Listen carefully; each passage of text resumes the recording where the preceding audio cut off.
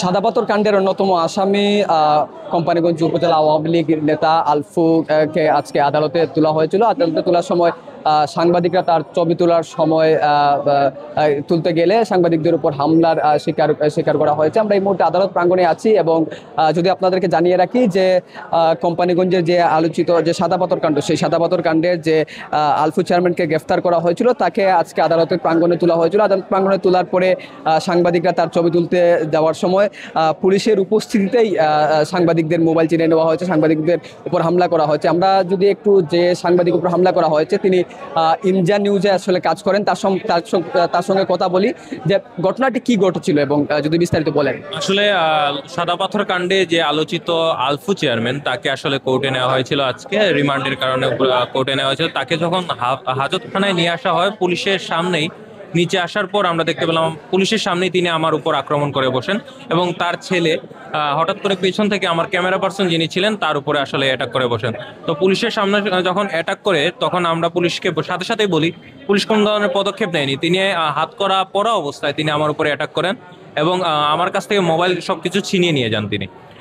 এবং পুলিশের কাছে আমরা অভিযোগ করি, পুলিশ আসলে তখন কোনো ধরনের রেসপন্সই করেনি। ডিজাইন, এলিগেন্স, বিউটি, সেরা পণ্য সবার জন্য জেভিকো।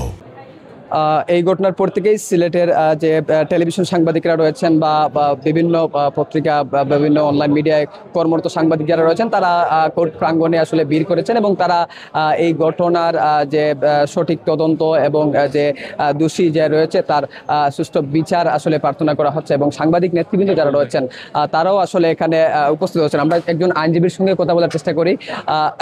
এই যে পুলিশের সামনে একজন সাংবাদিক উপরে হামলা হলো, এই বিষয়টি আসলে আপনারা আইনজীবী হিসাবে বা একজন সাংবাদিক হিসাবে আমি তো বিষয়টা আপনি যে সাংবাদিকের উপর হামলা না, যে কোনো মানুষের উপর হামলা, একজন 17 মামলার আসামি, 17টা মামলার আসামি বিনা হ্যান্ডকাপে বিনা বেড়িতে আসছে, তার ডান্ডা বেড়ি পরানো না, এটা তো তাজ্জুবের বিষয়। এটা আদালতে এর আগে কোনো রেওয়াজই নাই। এটা কত ক্ষমতাধর হলে একজন আওয়ামী লীগের সভাপতি, সহসভাপতি পর্যায়ের মানুষ, সাদাপাথরের লুটেরার শীর্ষস্থানীয় মানুষ, কত ক্ষমতাধর হলে প্রিজনে জেলে থাকার পরে এই ক্ষমতা ভোগ করতেছে।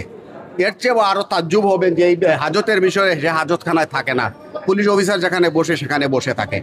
এই বিষয়গুলো খুবই অ্যালার্মিং। পুলিশ যখন নিজের আইনের বাইরে নিজের সুবিধার জন্য যায়, সাংবাদিক কেন, এখানে তো জজ সাবরে মারতে পারতো এই লোকের কাছ থেকে ওই জাজ আজকে ওনাকে রিমান্ড মঞ্জুর করেছে তারই মারতে পারতো, ওই জাজও নিরাপদ না। এখন সাংবাদিকটা তো আপনি খুব অনেক নিচে আসছেন।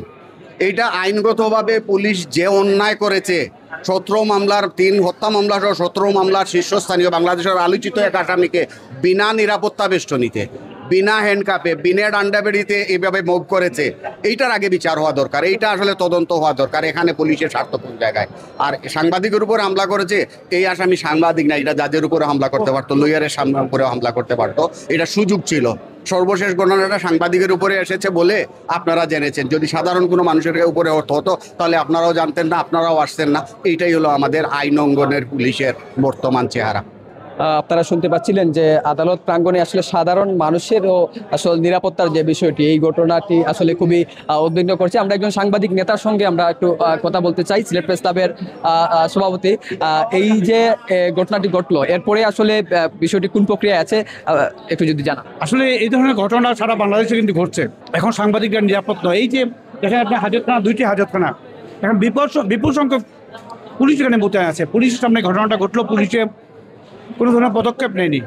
সে কারণে আমি এই সবার পক্ষ থেকে পুলিশের এই ন্যাক্কারজনক যে হস্তক্ষেপ বা ন্যাক্কারজনক নিরাপত্তাকে আমি তীব্র নিন্দা জানাই এবং এই ঘটনার সাথে যারা জড়িত, যে পুলিশ সদস্য এখানে ছিল, তাদের বিচার দাবি করছি।